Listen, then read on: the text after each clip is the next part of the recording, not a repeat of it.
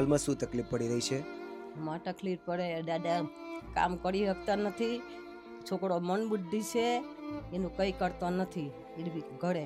હવે મેં એકલી કામ કરું છે ને ઘર ચલવું છું. બા, આ ઉંમરે ઘરકામ કરવા જવામાં તકલીફ નહીં પડતી હોય બા? તકલીફ પડે પણ શું કરીએ, હવે કરવું જ પડે, મજબૂરી એટલે શું કરીએ. હવે ઘરકામ ન કરું તો ખાવું કેમ અમારે, જીવવું કેમ અમારે, એટલે ઘરકામ તો અમારે કરવું જ પડે.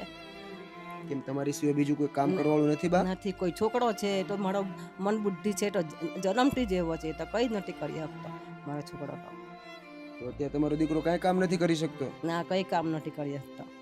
નાની એમથી રૂમમાં રહીએ છીએ અમે, એટલે અમે હવે શું કરીએ એમ. તો બા, અમે તમારી શું મદદ કરીએ? તો અમે મદદ કરો તો સારું, અનાજ પાણીની મદદ કરીએ, નાની મદદ કરો અમને તો સારું. અનાજની વધારે તકલીફ પડે છે? હા, અનાજની તકલીફ વધારે પડે અમારે. એટલે તમે ચિંતા નહીં કરો બા, આજે અમે તમને સપોર્ટ કરીશું, ઠીક છે? તમે બિલકુલ ચિંતા નહીં કરતા.